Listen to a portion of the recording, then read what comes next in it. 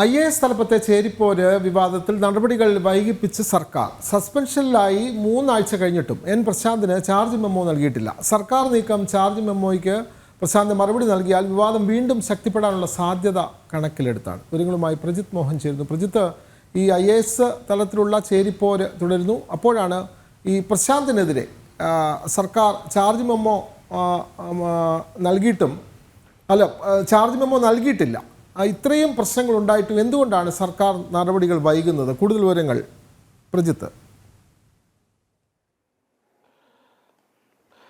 Vinod, additional chief secretary ജയലളിതനെതിരായ രൂക്ഷ വിമർശനങ്ങൾ, പരസ്യ അധിക്ഷേപങ്ങൾ എന്നിവയൊക്കെ ഉണ്ടായതിന് പിന്നാലെയാണ് നവംബർ 12-ന് N പ്രശാന്ത് IASനെ സർക്കാർ സസ്പെൻഡ് ചെയ്തത്.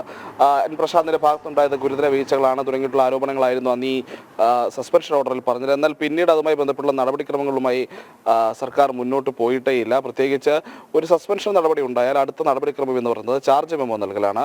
ഈ ചാർജ് മെമ്മോ നൽകിയ ശേഷം അതിനുള്ള വിശദീകരണത്തിന് ശേഷമായിരിക്കും സസ്പെൻഷനിലായ അയാൾക്കെതിരെയുള്ള ശിക്ഷാ നടപടി എന്തായിരിക്കണം എന്നുള്ള കാര്യത്തിൽ ഒരു തീരുമാനമെടുക്കുക.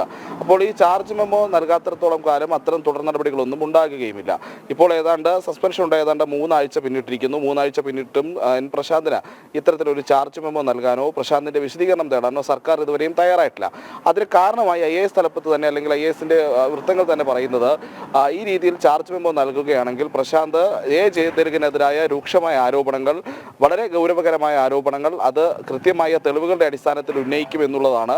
അങ്ങനെ ഉന്നയിക്കപ്പെട്ടാൽ അത് വലിയ രീതിയിലുള്ള പൊട്ടിത്തെറി അല്ലെങ്കിൽ വലിയ രീതിയിലുള്ള വെളിപ്പെടുത്തലുകൾ അതിലുണ്ടാകാനുള്ള സാധ്യതയൊക്കെ സർക്കാർ മുന്നിൽ കാണുന്നുണ്ട്. അങ്ങനെ ഒരു വെളിപ്പെടുത്തലുകൾ, അങ്ങനെയുള്ള ആരോപണങ്ങൾ വന്നാൽ അതിലും പരിശോധന നടത്തേണ്ട സാഹചര്യം ഉണ്ടാകും. അങ്ങനെയെങ്കിൽ സംസ്ഥാനത്തെ ഒരു അഡീഷണൽ ചീഫ് സെക്രട്ടറിക്കെതിരെ ഒരു കുറച്ചുകൂടി ജൂനിയർ ആയിട്ടുള്ള ഒരു IAS ഉദ്യോഗസ്ഥന്റെ ഭാഗത്തു നിന്നുള്ള പരാതിയിൽ ഒരു പരിശോധനയൊക്കെ നടത്തേണ്ട സാഹചര്യത്തിലേക്ക് കാര്യങ്ങൾ പോകും. അത് അദ്ദേഹത്തിന് ബുദ്ധിമുട്ടുകളൊക്കെ ഉണ്ടാക്കാനുള്ള സാധ്യതയുണ്ട്. മാത്രമല്ല, വകുപ്പുകൾ തമ്മിലുള്ള പ്രശ്നങ്ങളൊക്കെ പുറത്തു വരാനുള്ള സാധ്യതയുണ്ട്. വിവിധ പദ്ധതികളുടെ നടത്തിപ്പിൽ വന്ന വീഴ്ചകളെ പറ്റിയുള്ള ചർച്ചകൾ ഉണ്ടാകാൻ സാധ്യതയുണ്ട്. ഇനി മറ്റ് അഴിമതി ആരോപണങ്ങൾ തുടങ്ങിയിട്ടുള്ളവ ഉണ്ടാകുമെങ്കിൽ അതും സർക്കാരിന് തലവേദന. അപ്പോൾ അങ്ങനെ ഒരു സാഹചര്യത്തിൽ ഈ വിവാദം, തണുത്തുപോയ വിവാദം തൽക്കാലം വീണ്ടും കുത്തിപ്പൊക്കേണ്ടതില്ല എന്നുള്ളതാണ് സർക്കാരിന്റെ നിലപാട്. അതുകൊണ്ട് ഏറ്റവും വൈകിപ്പിച്ച് ഈ ചാർജ് മെമ്മോ നൽകുന്ന ഒരു നിലപാടിലേക്ക് പോകുക എന്നുള്ളതാണ് സർക്കാർ തലപ്പത്തെ ഒരു ധാരണ. തൽക്കാലം പ്രശാന്തിന്റെ ഭാഗത്ത് നിന്ന് അത്തരമൊരു പറച്ചിൽ അല്ലെങ്കിൽ അത്തരമൊരു മറുപടി വാങ്ങിക്കേണ്ടതില്ല. അത് തിരിച്ചടിയാക്കുമെന്നുള്ള കണക്കുകൂട്ടലിന്റെ കൂടി അടിസ്ഥാനത്തിലാണ് ഈ ചാർജ് മെമ്മോ നൽകുന്നത് വൈകിപ്പിക്കുന്നത്. വിനോദ്, ശരി.